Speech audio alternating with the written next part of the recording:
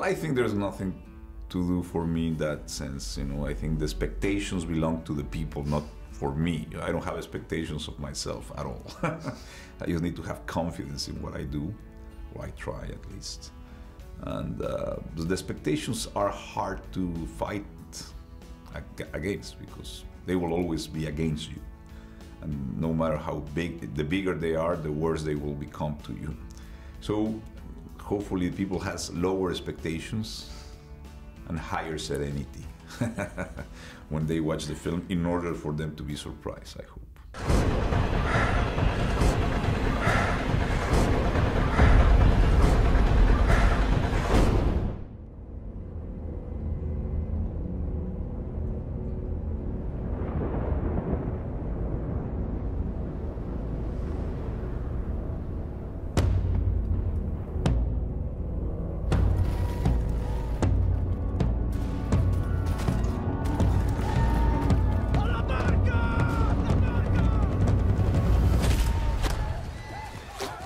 I have always admired his work. I think he's one of the greatest actors, and it was perfect for the role. He was very excited about what the role was and what the story was, and the possibility to explore a character in silence, mostly in silence, and in the nature. He's a big environmentalist. He's very committed to that. And the period of time that this film happened is so interesting, so complex, so true and resonant to what we are now living as a world, not very different. Then it was great for us to work together in this project. L'unica cosa prudente da fare è tracciare un nuovo percorso sulla terraferma. Noi che facciamo? Stiamo qui seduti ad aspettare come facili prede, e tu e quel meticcio di tuo figlio ve la svignate. Parlo con te.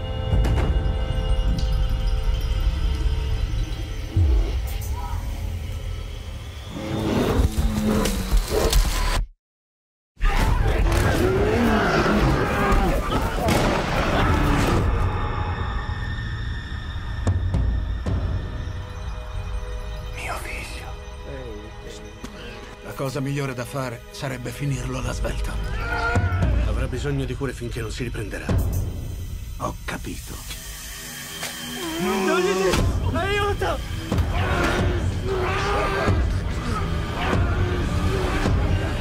The anecdote of Hugh Glass is a true anecdote that happened in 1823, and he was attacked by a grizzly bear, and he was taken care of by two guys that abandoned him, and he has to survive for 200 miles in the deep winter.